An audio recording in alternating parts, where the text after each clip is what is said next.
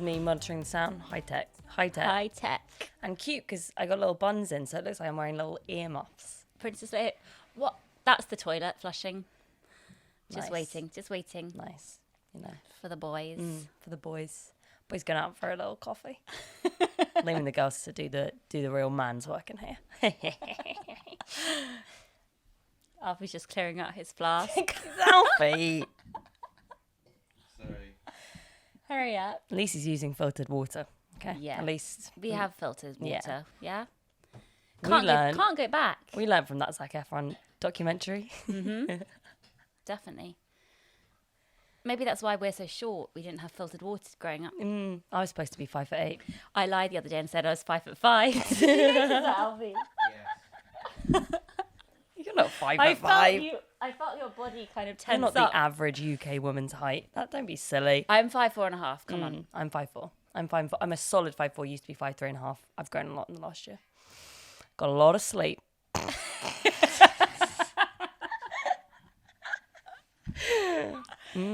That's the one good thing that I've really achieved this year. A lot of snoozing.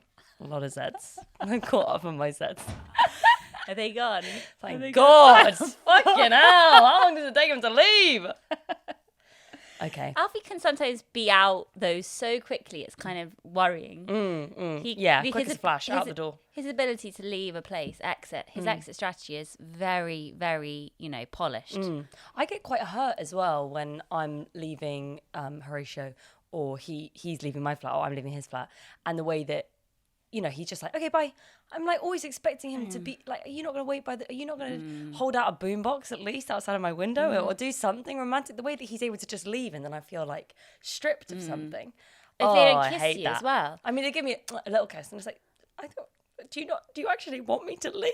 This happens every time. Yeah. I used to be the same. I used to really annoy him by waiting at the door and shouting, bye, down the street. It's got better now. But I can tell how much he loves me in a phase of how much love he is by how quick the goodbye is. Really? Yeah. He's very good like that though. He does always say goodbye properly. That's good. Which is nice. That's a really nice thing. He's a good guy. He's a good guy. We got good fellas, eh? Yeah, he does wee in a cup during the night rather than going to the toilet, but that's fine. That's fine. Like an old Victorian bathroom pot that they used to have under the bed. A bedpan. Yeah, a bedpan. That's it. Yeah, except this is a clean canteen steel water bottle that he then uses for water the next day. He does wash it thoroughly. Men. Men. Men. Baffling, but we love them. So we decided to do some questions. We're in another new location. Yeah. We're now downstairs. Keeping it fresh, keeping it hot. Yep, not at Alfie's desk anymore. We're now in my living room, which is obviously stunning. Gorgeous. That's my laundry basket back there. This is our little friend. This is our little friend Bruce. Bruce. Yeah. Oh, Batman. Who the fuck is Bruce? Bruce Wayne, isn't that his name? Bruce Wayne, yeah. Hello, Bruce. So, yeah, we're going to answer some questions today just for fun. Just, Keep it fresh and light and fun and funky. I genuinely didn't think anyone was sending questions, so I'm quite flattered. I got so many questions. No one sent any questions to me, but I don't read DMs. That's probably why then, isn't it? Yeah, but I don't read DMs. But let me check my DMs, because I reckon I've probably got no questions. Yeah. People would just prefer BB. I feel like that's going to be a Pandora's box moment for you, to be honest. No, it's really not. And I'm really sorry if you hear my stomach rumbling during this podcast, but I had breakfast at 6 a.m. and it's now 10:40. No questions. No questions whatsoever. Well, I had the little question box on my Instagram story, so it was clever. much easier for people to just send them straight in. And we picked out some. Yeah, we've got 8. Yeah, nice. The first one we're going to start with is actually quite a nice question. Yeah, it's a nice question, isn't it? Yeah. You took the headphones off. Do you want me to put them back on? I'll put them on now. I'll be Princess I Leia. tell you, it's honestly, it's quite Okay, funny. It's weird. Hello. Oh my god. I know, it's so funny. It does feels like make you're in a your voice- recording. It yeah. sounds like you're in a recording booth. Your voice sounds nicer. Oh, there we go. Hi. Yeah, it's cute. Actually, that's a good look for you.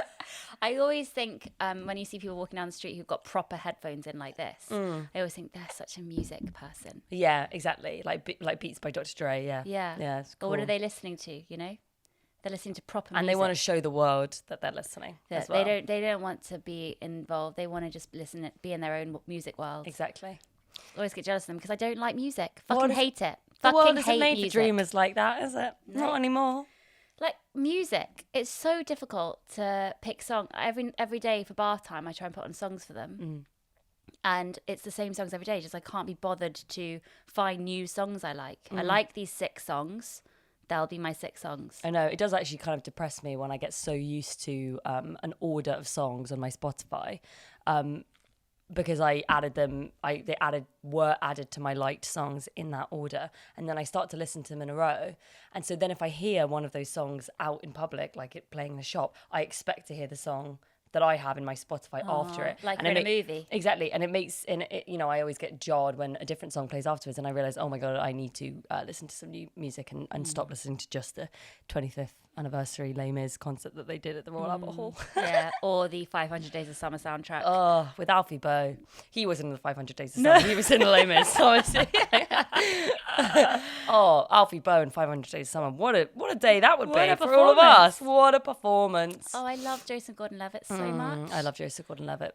I love Joseph Gordon-Levitt. His brother died. I know. That's why. You can just tell. Yeah. You can just tell. We're gonna get along. Yeah, exactly. Oh, love you, Joseph. Love you, Joe. I think I've gone off Zoe Deschanel though. Yeah, she's, I think, actually revealed herself to be quite like aware of her own hype. I think. And apparently, New Girl is good. Yes, I keep seeing clips of it, and it seems like it's going to be this cheesy sitcom, but Apparently, the Actually, pilot it's is quite the fun. best pilot ever written or something. wow. I know. I don't believe it. Don't believe it. I don't actually believe anything is good. Anyway, so our first question: It's about happiness. where do you find your daily pockets of happiness? Which is a really nice question because I think I do find it Me too. daily, even though I'm miserable. Yeah, I think I've definitely become much more able to identify happiness now and relish it. You know, grab life by the horns, some would say. I think that daily pockets of happiness come from. I don't know. Take these off. Yeah, it is quite uncomfortable wearing them, isn't it? Bruce can have them. Bruce can have them. There you go, Brucey. There you go, Brucey. Bruce. Bruce. For anyone listening who's wondering who Bruce is, we have a giant like figurine of Batman on the sofa. That's what that is. And I am really sorry. My stomach is making very loud sounds. I can't hear it at all. Okay, but Bruce can. Sorry, Bruce definitely can't with the headphones on. So I think that something I've noticed recently is, you know, when you are you're gonna be unproductive. You know you're gonna watch TV in the evening. You know that you're too tired to do something. You know that you just want to relax. I think it's quite good to properly commit to those moments of relaxation, or be, as I like to call it, productively unproductive. So instead of being anxious and worrying about all of your work things and like feeling guilty for watching like Gilmore Girls or something in the evening, instead of like maybe, you know, going out and doing something, when you know that you need to look after yourself and relax, or self-care, as I guess people would say, I think it's really good to allow yourself that, be productively unproductive, so that you can actually get the most out of that experience and just relax and just kind of unwind. And I feel like I've been able to have pockets of happiness in that way recently, where if I really wanted to do something or watch something or, you know, just like look after myself in a small way, rather than just feeling guilty about it, I let myself do it, and then I just feel so much better afterwards. And that's been a little pocket of happiness. When I you got a wa- pocket full of sunshine. I got a pocket full of doesn't all I know. Whoa. Sorry. Okay, so when you do those moments where you're being productively unproductive, which does sound like you've read a few self-help books, by the way.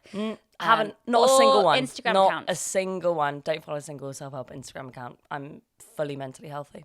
Okay. Do you do a number of things at the same time? So do you also have your phone near you or a laptop, or do you just focus on the TV program? That's actually a really good question. You should just focus on the one thing, but sometimes there's a golf game on my phone, and I sometimes let myself play that while I'm watching TV. But only if it's a program I've seen before, because then it's like, okay, I can keep one eye on one. And that's the only time I allow myself to do that. You can't be watching like TikTok and watching TV, or you know, give your brain a break. Yeah, because I find that whenever I do end up rarely alone and watching TV, I always make the mistake of also looking at my phone, and then I'm not really committed to the TV program. I'm scrolling through people's shit on Instagram, And then 15 minutes have gone by and I haven't concentrated on either. So yeah, I do think it's a good thing to just try and focus on one thing. I try to do that lately because I've been way more at home, and with a baby, you are obviously at home way more, and also because I'm trying to get into a system of getting him to nap. So when he's had these naps and he's actually sleeping and I have this spare hour, I've been trying to do productive unproductivity for, as a change. And so I started watching this thing called, I started watching 9 Perfect Strangers on Amazon Prime. So it's the same writer as Big Little Lies. She does these big chick lit books, which are huge bestsellers, and Nicole Kidman seems to be in every single version of the TV stuff. It's so bad. Really? It's so expensive. It's got huge stars in, like huge stars. And I've been watching it more out of just fascination that this can be so bad and yet so expensive, and also to watch it and to be like on episode 4 and to be fun. But yeah, it's just fascination of just how awful it is, really. Nicole Kidman is doing this weird Scandinavian accent. I don't even know what her natural voice sounds like. No. All I know Or is her that face. every accent that she does just sounds a little off. It's just a bit off. Anyway, oh my God, I'm so sorry. My stomach is literally, I think I'm going to have to stop and eat. You have to have an eating break. That's so cute. Okay, no, it should be fine. I'm just starving. Sorry, while you're saying that, I did actually get a DM on Instagram a while back. Somebody confirming my theory that I had in one of our earliest podcasts That that she wears a wig and absolutely everything, and that she has about 4 hairs on her head. Yeah. I asked a makeup lady the other day. Somebody confirmed that. They messaged me like, "You were right. I worked on her hair once. Keep this anonymous." But That's so cool. She has about 4 hairs on her head. Always wears a wig. I knew it. Knew it. But so many actresses are bald. So many actresses are bald.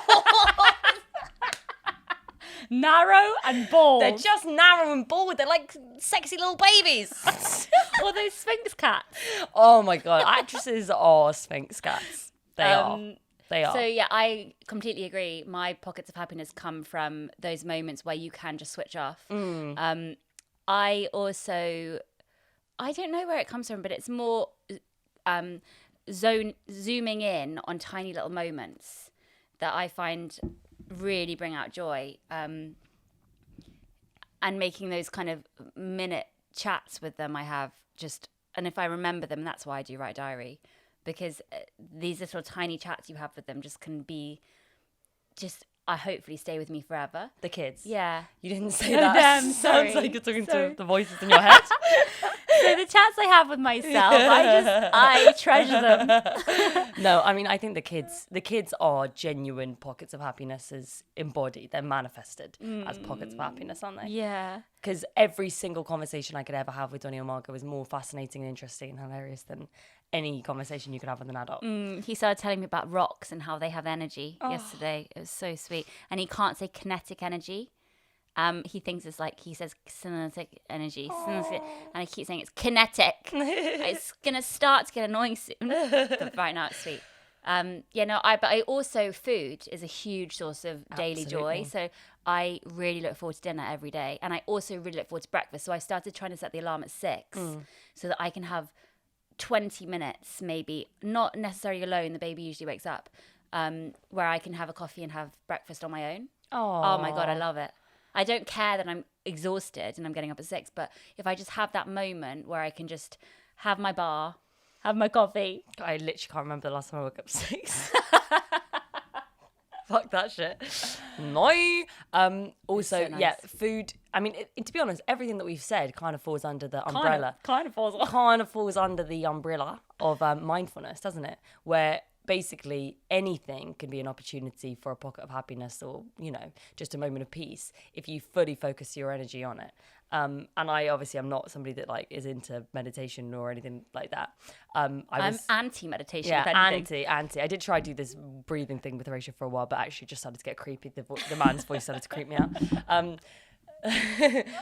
But yeah, it's just about focusing on what you're doing rather than having a million thoughts, because you're not going to get any of that shit done that's going in your head. You're just making yourself worried. So it's just about being calm. Also, when I was at the gym yesterday, Hello, Gym Bunny. That's me now. That's me now. 2 days With in a my row. gym membership, let's days just in say a row. that. Pure Gym. No, Sort we don't want to get caught by Pure Gym. Okay, I have my own account at Pure Gym. I have my own number pass. Anyway, I was on the treadmill yesterday and I was doing a run, and I hate running, but I forced myself to do it, and I was really enjoying it, weirdly, because it was like, I'm pushing myself to do something that I don't normally do, and it's not as bad as I thought it was going to be. Like, I'm not sprinting like they force you to do in Barry's boot camp, which is the worst thing in the world.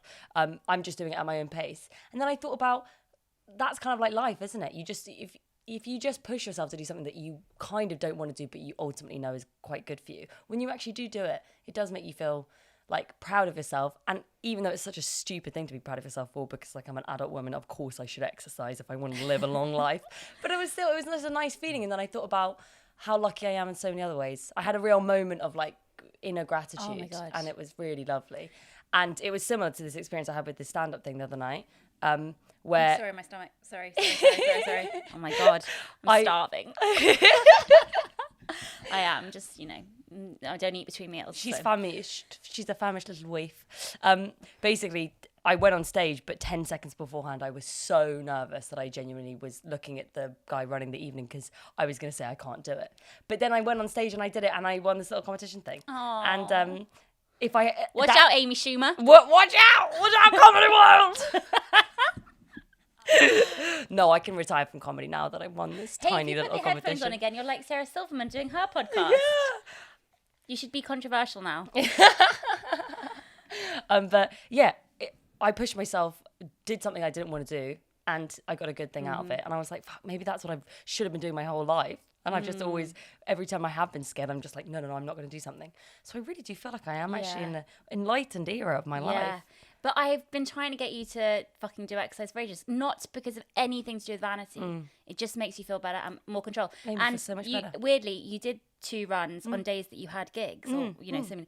And it is because I've always exercised before I'm doing something in the evening, because it makes me focus. And yeah, it's just as simple as you're running towards a goal. Yeah. And it does make you feel better after. But I feel the same about bunk beds, because I face my fear. And I there's a community WhatsApp thing that I'm involved in with. Hate it, but occasionally they give away free stuff. I hate secondhand stuff. Sorry, it's creepy. Yeah, exactly. Who's had sex here? Who's used this before? Is Yeah. it clean? Yeah. But I face my fear, and I've been wanting to get bunk beds for ages.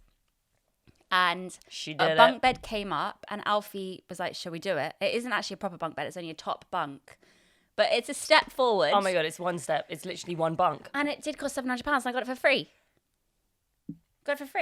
So I faced my fear. I didn't do any of the work. Our mum went to collect it. She put it up with Alfie. But at the same time, I've got something free that could have been a creepy thing, but it's actually Do you know what? been You a pushed nice yourself thing. out that you got out of that comfort zone. And I've been swimming. And you've been swimming. Swimming is a hard thing to do, and it's cold. We've gone so off the rails with this question. I've also went to get curtains. God, yeah. Do you know what? Buzzing off my endorphins. Your free Admin bunk bed, skills. admin, fucking Living everything's the going dream. right. Everything's going right. We're loving the dream. Was that really loud in headphones? Just screaming dream? just No, then? it wasn't. Okay, You leaned away. I did. Yeah, exactly. I'm a pro. Exactly, like Ariana Grande when she does one of those whistle notes, she goes, "Ooh." Okay. I was Next just going to talk question. about Ariana Grande for a second, Okay. because she did a duet with Weekend. Mm. The Weekend. The you might know Weeknd. them. I call them Weekend. The Weeknd. They fucking love that song. Oh. Not the voices in my head, the kids. They love Save Your Tears. So that's that's the song I play in Bath every night. That's so not what I was expecting you to be playing to them in the bar. Yeah, That's they love fucking The hilarious. Weekend. These kids, they got taste, they got groove, they got And they really like the single with Arani. with Ariana Grande. Ariana Grande. Ariana Anyway, Grande. It's a good single, guys. it's a good You go single. listen to that music. Okay, next question. Tick.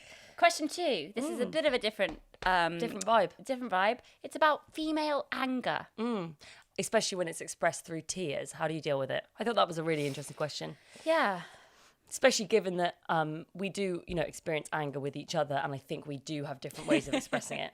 And I'm very much a teary person, and I hate it. You go so quick to cry, shout. I'm just a weepy Mary Magdalene. It's so annoying. It's so pathetic, actually. At its such height, a weak... it's so overpowering as well. Like, because I've got big old watery eyes, they fill up 0 to 100 in a second, and I think people get quite shocked, because I seem so fragile and frazzled immediately, and I know that it kind of basically just puts a stop to anybody else's argument, and that's probably why I do it. It's really actually effective. I don't know how I deal with anger anymore. I storm out. You storm out. You get your hands on your hips. The higher up, the angrier you are. And you say very blunt things. You say things that the other person doesn't want to hear. And you say it really bluntly, and then you I'm leave. brutal. I'm brutal with my words, and then I leave. Yeah. Whereas I'm weepy and I guilt trip by how pathetic I act.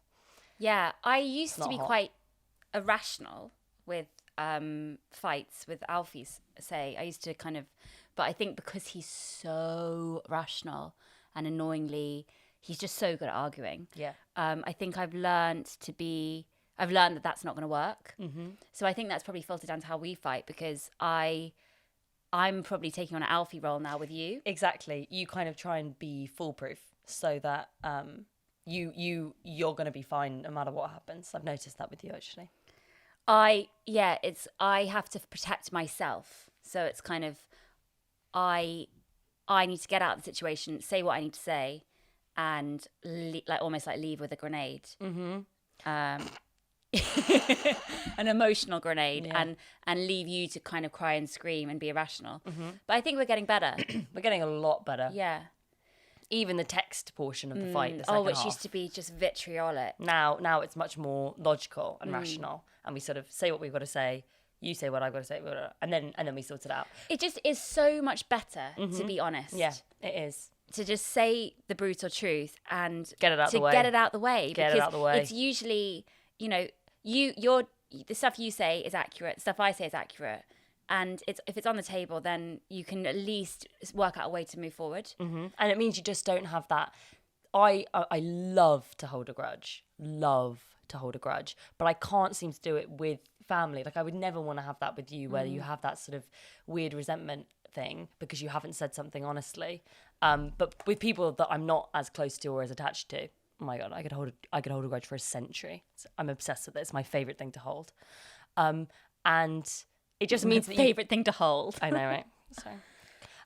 But it just means that you can never properly have a close connection with that person because you have always got something under the surface, and that's why I would never want it with family or people I'm close to. God, it is honestly outrageous how loud your stomach rumbles. I actually think, we're not going to pause it, but I'm just going to get something to eat. You go get something to eat, I'm worried it's fine. about but don't press pause. I'm worried that it will... No, don't press pause because we can just edit it out. Yeah. Okay, cool. Jessie's had her little snack. Now we can get back to business. Okay. Okay. Yummy. Smells good. Okay, so that's female anger. How do we deal with it? Be honest, be brutal, get it all out there, and then deal with the debris, But you can work on it together as a team. I don't think men respond well to tears. No. I don't know a man who responds well to a woman crying. No, that's for sure.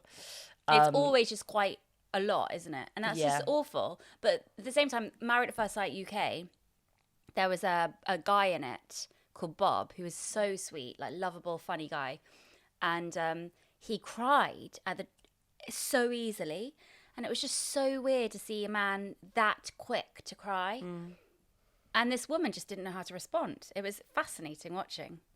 Yes, I guess. I mean, that is one of those gender role things that shouldn't be a thing, but it's probably reinforced in you when you're a child, that girls are the ones who get weepy and cry, which is of course not the case, but it is still strange when a man is quicker to resort to that, just because from the boys that I know, they're just not good at expressing their emotions in that way. Alfie's very good at crying, but it's always to do with musicals.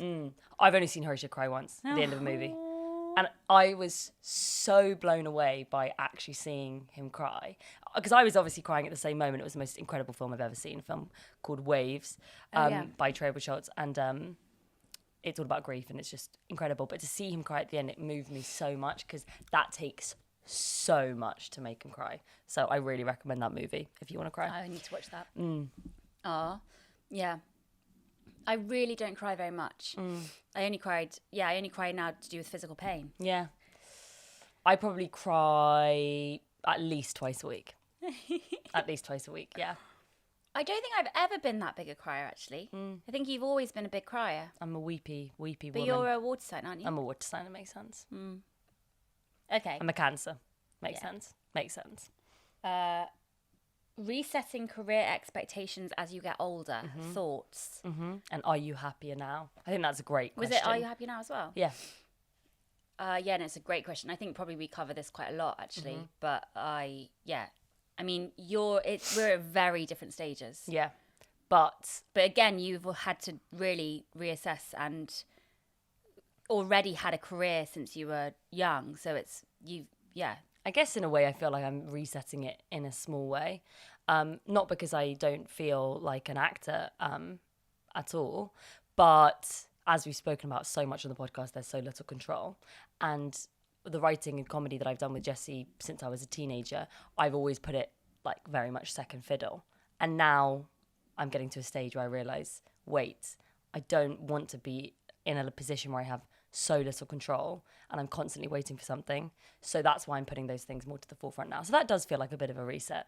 But it's still relatively similar stuff to what I've always done. But I think just the idea of calling myself something different than actor first, like if I was to say like writer or comedian, like that's still too scary. I don't think I could ever do that. It's so strange though, because whenever I get called actress first, I'm always like, what? Really? What? I'm almost offended because it's not what I do. Like, I mean, obviously I occasionally work as an actress, but it doesn't feel like my identity at all. So I always get quite like annoyed. And I guess it shows how ridiculous the idea of your identity being attached to what your job is. It makes you feel so vulnerable because I don't want, like, if somebody was to call me an actress as well, I would associate with that term, but I would feel slightly uncomfortable, like I would feel uncomfortable if somebody called me a comedian or a writer or anything like that. And I think it's because, maybe it's because I don't have confidence in myself, but also the idea of attaching myself to those things, whereas I just want to be seen for myself. And we kind of talked about this on our Patreon episode yesterday, but for instance, I'm contemplating writing a second novel, which I really, really want to do. And it's been my idea that I've had for longer than any idea. It's something I desperately want to do. I desperately feel like I am a writer, first and foremost. But I'm at a stage in my life where I have children, I have rent to pay. I have a way of making an income which is a bit easier than writing, which is through drawing and selling my prints. And I find that quite a noble living, a simple way of life. It's selling a product and promoting a product and sending a product out.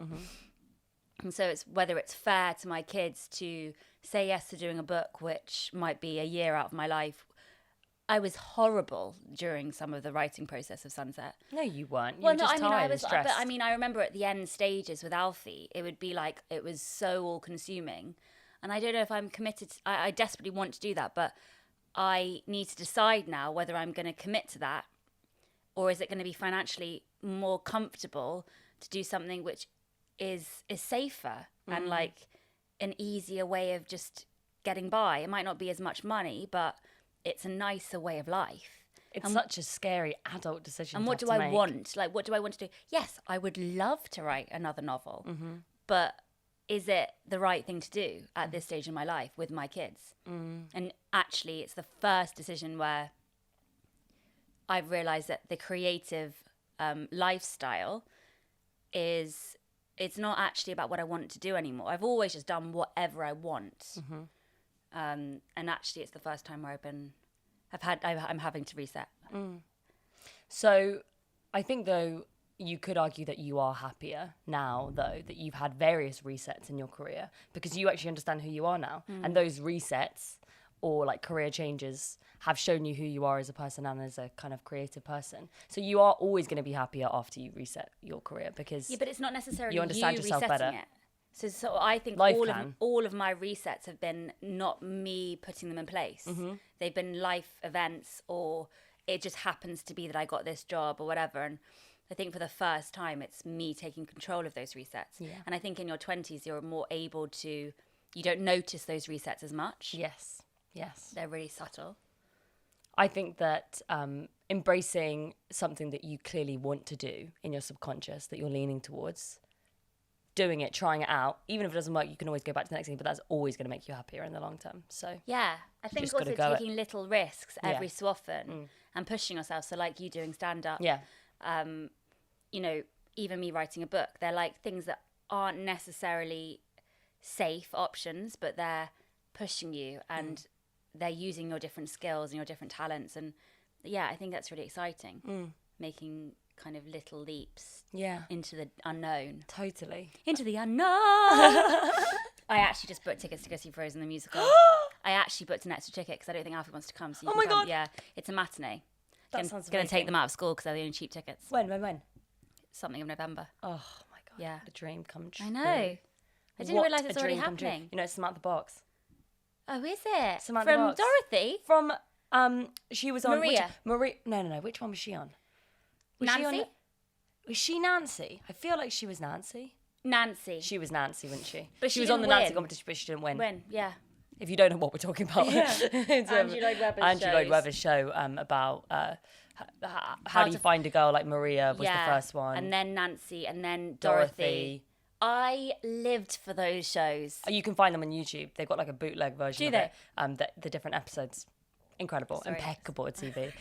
Sorry, now you're digesting, aren't you? So that's why you're making sounds out. I'm so sorry. It's one of my pet peeves hearing people eat or drink on podcasts. So I'm really sorry if you just heard me swallowing and chewing and stuff.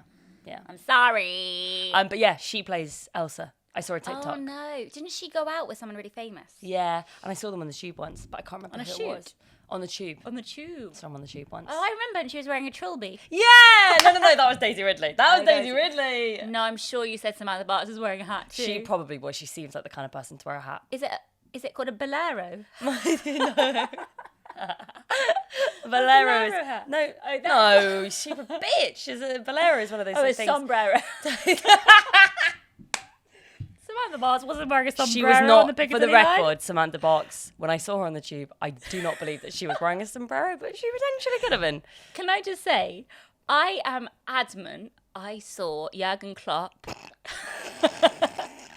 I'm adamant, and if you don't know who Jurgen Klopp is, Google him. Most beautiful man of all time. Most beautiful man of all time. But Mauricio not, looks a little bit but like yeah, Jurgen Klopp. not since he had laser eye surgery. He should not have had laser eye surgery. Anyway, I saw Jurgen Klopp with glasses, so it probably wasn't Jurgen Klopp in the tunnel the other day Gorgeous. on a bike, on a Santander bike. Oh, my Are they called God. Santander bikes? That's a modest man. What a noble way to travel. I don't think it was him, but it was a spitting image. And then I also thought I saw someone else really famous on another bike. It's so thrilling. I just So celeb thrilling. spotting. I wish that heat page. I love that heat page so much. I wish I didn't have to buy heat. To Yeah, get that I page. know. And also the rest of Heat. Oh my God, it's gone so downhill. I don't know who any Read of it on them the are. airplane recently. I just couldn't believe how unbelievably bad all of it is. All of it. I know. Well, there you go. Okay, cool. Next question. Answering these impeccably, aren't we? Okay, this is a big one that you got a few people wanting different variations of this question about ghosting. Oh, ghosting. Yeah, my God, people seem to be obsessed with ghosting. Maybe because, this hot girl summer that we all experienced. What's that? It was just like an internet term to describe, I guess, with lockdown lifting and stuff, this summer was supposed to be hot girl summer, people really putting themselves out there romantically and I guess just having fun experiences. But maybe the hot girl summer, all of the flings and things that people had, now it's getting into winter, cuffing season, maybe people are getting ghosted. They're getting cold. They're getting cold, they're getting frosty, they're getting frostbite. Maybe that's why there are questions about ghosting. Maybe that's happening a lot now. Have you got any experiences with ghosting? Yeah. Big experience. That was the big one. Remember that inspired Bookworm? Was that a ghost? Yeah, he just never replied to me. Even Even though we were going out. How long were you going out for? No, literally, he asked me out, and then I think we probably saw each other a couple of times after he asked me out to be his girlfriend, and then he just never, ever texted me. And do you remember it was the text that I got after 3 months? I got a DM, not even a text. I got a DM after 3 months of silence, and I fainted. I fainted in my flat on my own. Which is really the lamest way to faint. Yeah. Like if I'm going to faint, I want it to be in public. Like I want people to catch me. You don't want to faint in your own flat and wake up and you're still alone. Yeah, exactly. It was humiliating. I was humiliated and embarrassed even though I was alone. How long were you out for, do you think? No, I wasn't out. It was just literally I just dropped to the floor. Oh, Jessie. And you were my age, I remember. Yeah. It was so awful, the whole experience, because it does send you crazy. Because you have your version of reality, which is that he's asked you out or you've been going out and then you have a great experience together. You think it's fine, or at least it's going to grow.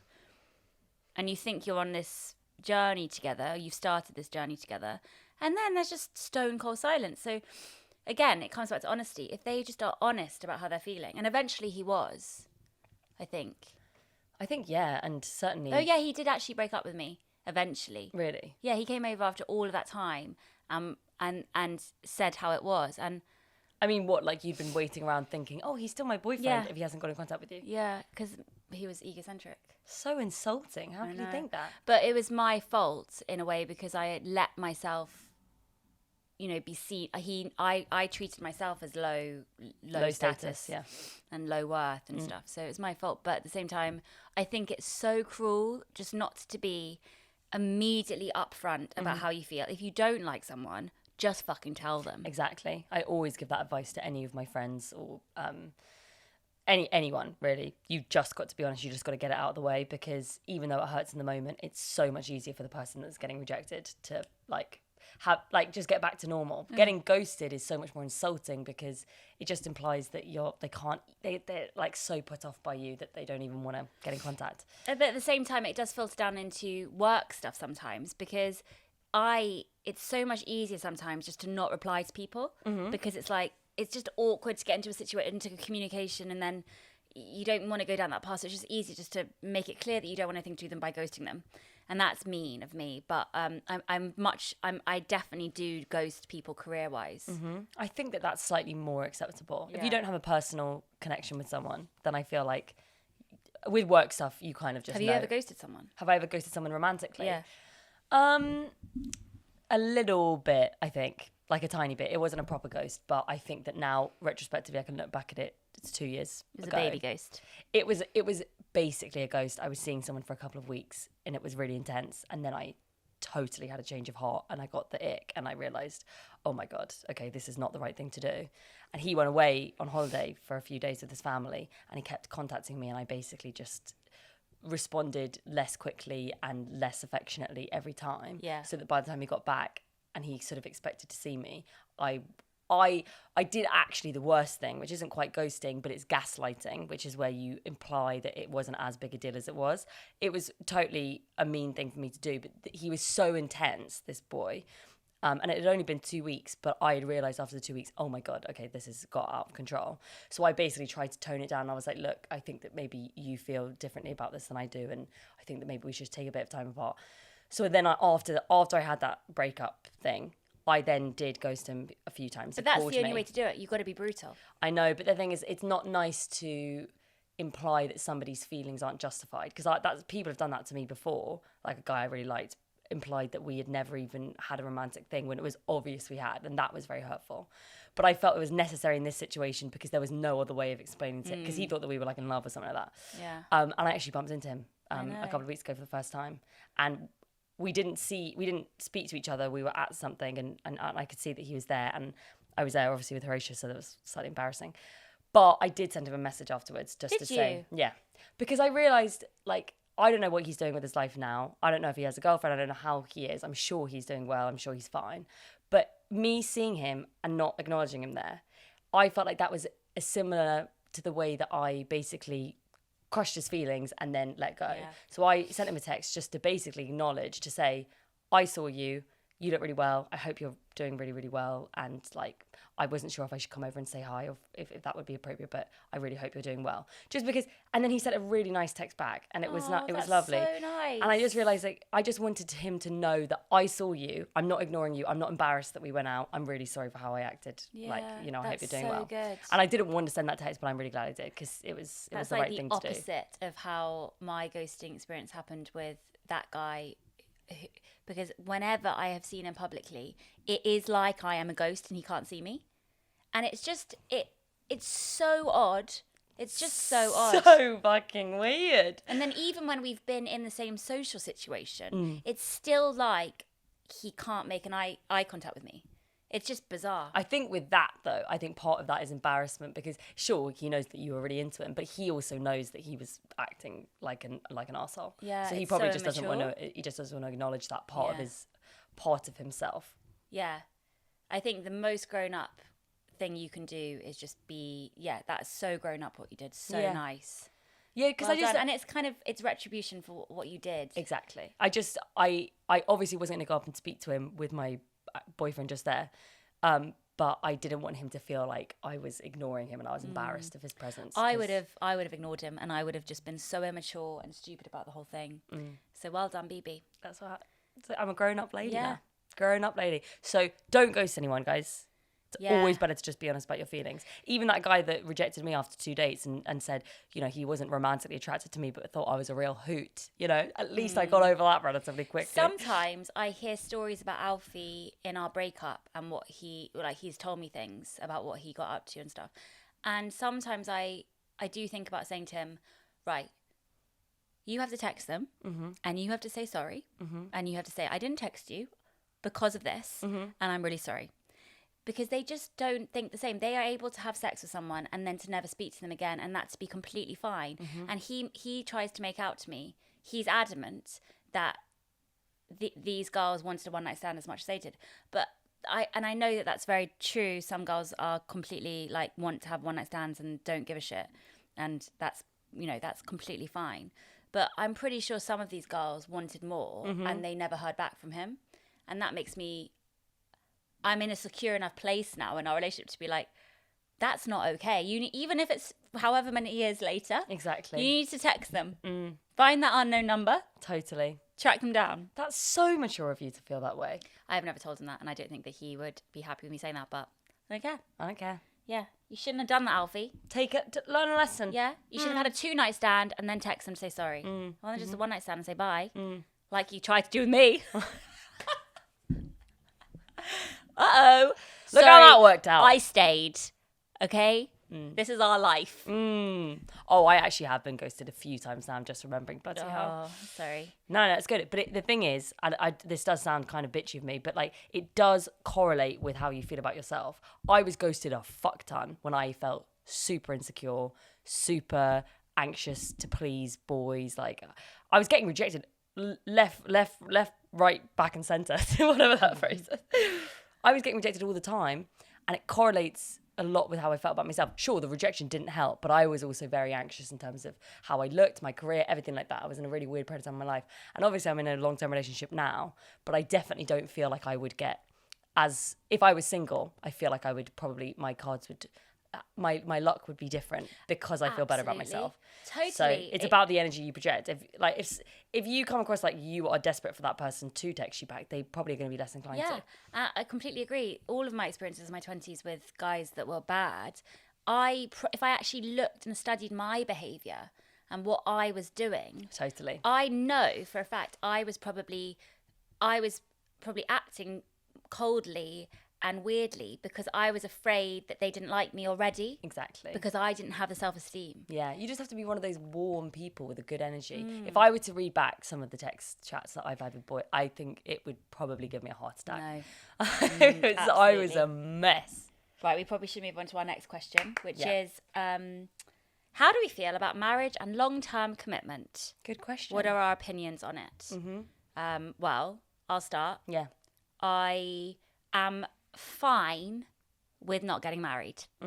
I would like to get asked, but I don't need to. I don't need to get married, you know? I'd like a wedding. Sure, I'd like a big wedding. I love a big party. Get a nice dress. But I don't think I've got enough friends to get married. I know, that's what I think about sometimes I genuinely too. wouldn't have anyone on my side apart from you. So Oh my God. I don't think I've got enough friends to get married. And also, I don't want to get divorced. Yeah. It's so much nicer to be in a situation right now to be like, I am like absolutely want to be with you for the rest of my life. I want to grow old with you. I would like to, you know, one of us to die first and then to the other to, you know, like Be all sad and get all Yeah. small. Yes.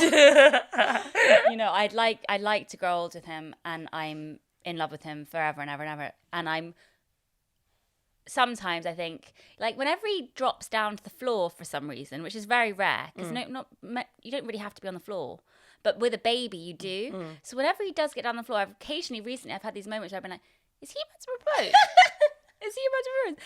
And my heart has started racing, and obviously it never happens. And that's okay, but I genuinely think I'm fine with it. I don't ever think I saw myself as someone to get married. I can imagine you getting married. No, Jessie. I did not ever picture myself as a bride growing up. Did you? Mm-hmm. Yeah, because you seem a lot more traditional than me in a lot of ways. I would love to get married. Yeah.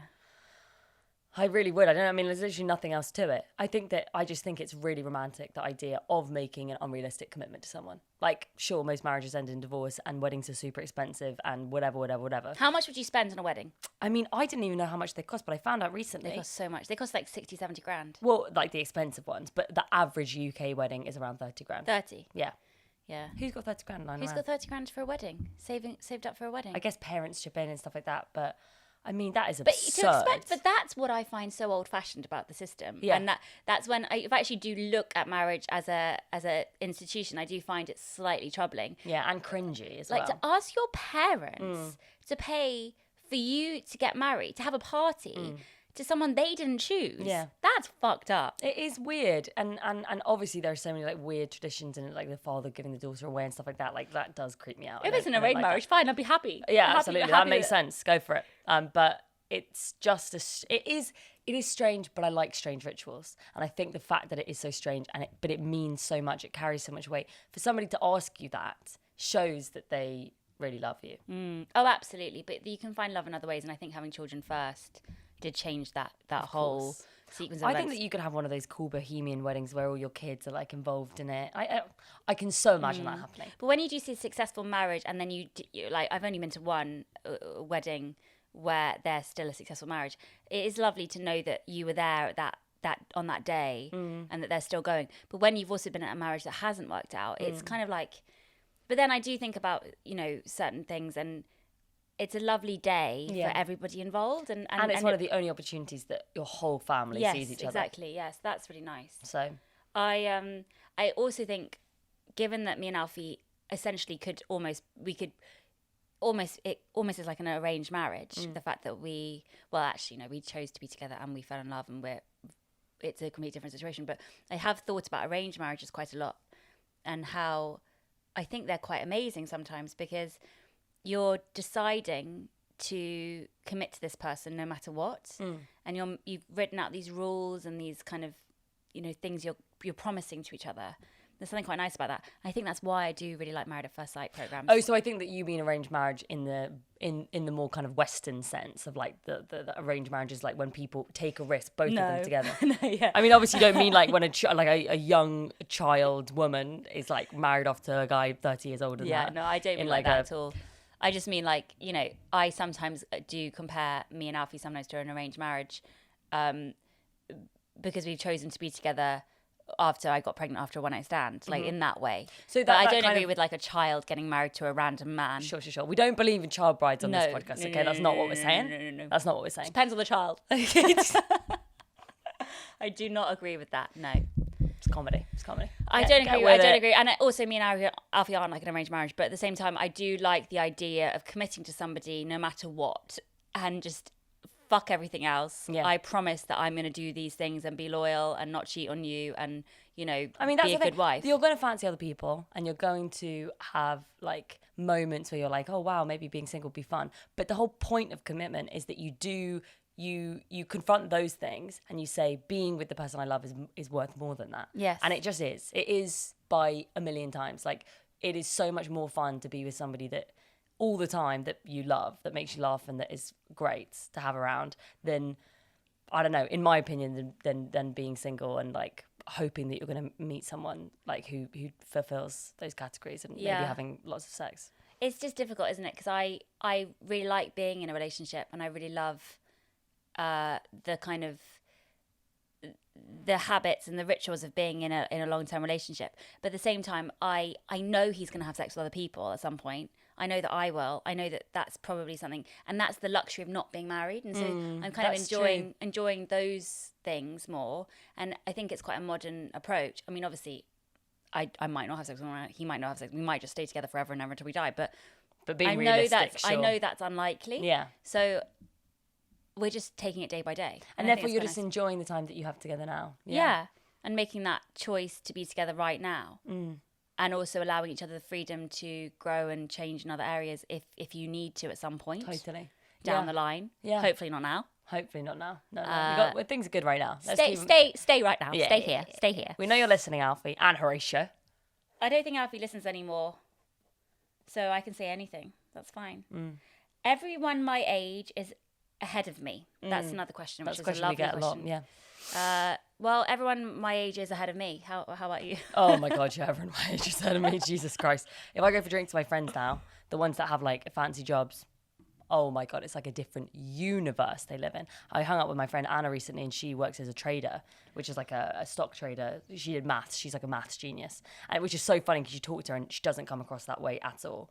But like she works in high fancy business now, and she was just the coat she was wearing, it was like, that's an adult woman's from Reese. Coat from it's from Reese or what is it Zara. called, LK Bennett or something. Oh, yeah. Those are shoes, or Ghost. Or Ghost, something like that. Just the way, the cut, the everything, the way it made her walk. And I just felt like a child sitting next to her in this shabby, torn little corduroy jacket that I stole from you when I was like 17. I don't have a winter coat. I just have a thin jacket. You do need to get a winter coat this year. I'm not a winter coat kind of gal. You're like Margot. She just doesn't want coats. She likes being cold. I like a jacket. I like light layers. I get hot very easy. Yeah. So I like to be able to strip. Yeah. Winter coat is too much of a big commitment. And it's one look. It's just I don't understand people who have a different coat each year. That's strange. Are they made of money? Exactly. Like, how much did Heat magazine influence you when it did that big push for like, what's your winter coat going to be this year? I feel like people really ingested that information. Where do they keep these coats? Where do they keep them? They take up a lot of room. I definitely feel it becomes different later on.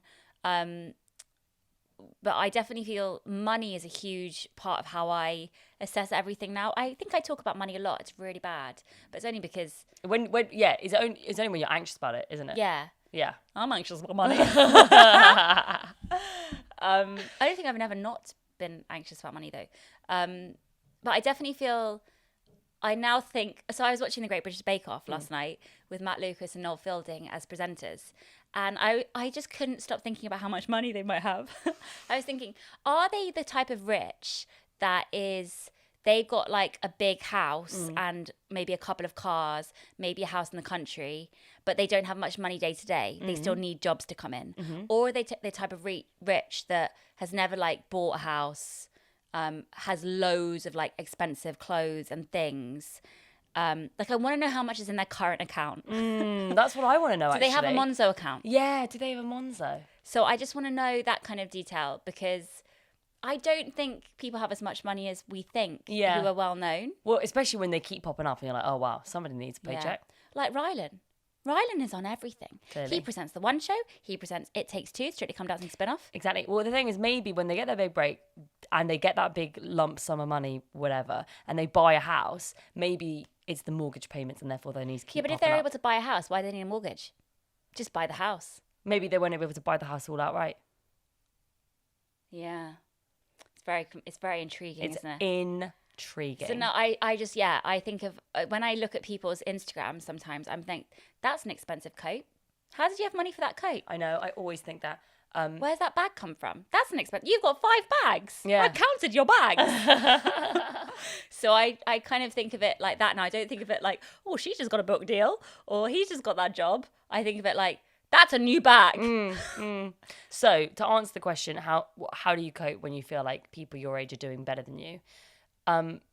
If it's just financially, like well, that's just life, isn't it? There are going to be people that make more money than you and stuff like that. But if it's spiritually, or like you feel like people are doing better than you career-wise and have found themselves and stuff like that, don't focus on what they're doing. That they're only doing something that, you know, seemingly makes them happy because they've been focusing on themselves. You just got to focus on what you actually want. And also remember that, like, you can read those articles where it's like 50 people who didn't become famous until they were, you know, in their 60s type of thing. Like, there are a million examples of people doing well young, but there are also a million examples of people not finding themselves until they're way later on. The only thing that matters is that you actually just stop comparing yourself to other people. I mean, it's difficult to do, and I still do it all the time, but I do it so much less. Yeah, but also if it is about your insecurity about where you are at in your career and stuff, you know, maybe a bit hard on yourself. Be a bit hard on yourself. Think, am I working hard enough? That's Jessie's advice. I'm good fucking cop. working hard enough? I'm is good what cop. I want to know. She's bad cop. You're doing fine. Are you okay? putting in the hours? No, self-care. Just give yourself a pat on the back, okay? Stop patting yourself on the back. You know, Get on the treadmill. The brave thing was just asking the question in the first place. So, do you know what? Think about your output. Yeah. Okay? Yeah. Get it done. Okay. Kisses. Okay, cool. Last question. Would either of us go on Strictly? I am petitioning to get on Strictly. Please, can we all do a campaign It's so for fucking me? annoying though, because if you go on Strictly, like, You can't. when I'm famous in 10 years' time, I can't go on it. Yes, you can. Siblings can. That would be lovely. Maybe we It could go would on it be- together. It would be my lifelong dream to go on Strictly Come That's my lifelong dream. You know that's my lifelong dream. It's my lifelong You dream. would do so much better than me. The I thing would is, win. I would win. It's a You bold would thing win to on say. dance. I but- would win on personality. So I'm sorry, personality does not win you the Strictly Cup. It's not a Okay, cup, is it? It's fair a disco enough. ball. But you know how it is. Fair enough, but the thing is, you would do much better with the steps. So like waltzing and Foxtrot. foxtrots, I can't follow steps like that. I would have to get them to really explain it to me. But I would just love the competition element and the athlete. I'm an athlete, Yeah, of course. You're an athlete. So, I would love the training because I love it when they're like in the studio. and they're like what? And you see the different tracksuits Yeah, they're wearing. yeah, and they're like taking a photo in the mirror. Oh God, Love I it. love it. Have Absolutely you seen? love it. You haven't seen any of this yet. No. So I am so committed to Strictly this year that I'm eating my dinner every day to It Takes Two, presented by Rylan. He's literally presenting everything. Then I watch the One Show, sometimes presented by Rylan. And I've made the kids get so into it. They've got favourites. I'm obsessed. I'm just completely obsessed. I would love to be on Strictly But Come the Dancing. most awful situation would be to get on it, to think it's going to be this big highlight of your life / career, and then to be out first. I would be devastated. I would be so humiliated. Nah, we wouldn't get sent out first week. Sorry, not No, us. but you just Not don't us. know. You just don't know. You just don't know. No, I can say with confidence. With confidence. I've never been so sure of anything in my goddamn Okay, life. would you do I'm a Celebrity, If Get Me Out I of went Here? on, if I went on Strictly Come Dancing, I would win. Cool. As long as we all know that, we can all agree. I'm She never is a going to get asked. a phenomenal I'm never going to get dancer. asked to go on Strictly Come Dancing. But you never know. I remember watching you dance as a teenager and just being so amazed. I'm You an should have been a incredible dancer, dancer. BB. I'm an incredible dancer. Why didn't you go to dance school? I did. I mean, I did dance classes until I was But like 18. you should have gone to dance school. No, they're not academic dance schools, I think, in the way that Well, I that would doesn't have matter. enjoyed. Look at the academia you're using in your life. You should definitely have gone to dance school. You missed a trick. Fucking beach. You should have gone to dance school. You missed I don't out. think I should have gone to dance school. I don't think I would have enjoyed the career and the life of a dancer. No, but imagine being in musicals as a day job. How cool would that be? Again, the I other don't really think I would like that. The backstory of somebody in Strictly, and you only know this if you have children and you watch shows like The Masked Singer and The Masked Dancer and The Greatest Dancer, which is probably a very small selection of our following. But because of Donnie and Margot, we are obsessed with these types of shows. There was a show last year or at the end of 2019 called The Greatest Dancer, which was all different types of dance. Anyone could apply. It was like a kind of Britain's Got Talent type show. And they won, this couple. They were a ballroom couple. They were husband and wife. I don't know where they were from. Amazing dancers, and they beat all the different types of dance, like hip hop and other types of dance. Anyway, their dream in life, the winner of this this competition, The Greatest Dancer, got to do a dance on one of the episodes of Strictly Come Dancing. But their dream as a couple was to be a professional dance couple on Strictly Come Dancing. Oh. No, but what's happened is this year, finally, the wife is on, but the husband's gone. No. The husband, so and she's not a professional dancer. She's a professional dancer. She's in the ensemble, but she hasn't got a partner. She's not got a partner, but she's always made the lead dancer in all of the group dances. And she looks like she's just so happy, but she also looks heartbroken. Well, so I want to know what's happened. But she does some good work this year. Hubby's going to be on the way next year. Oh, he has to be.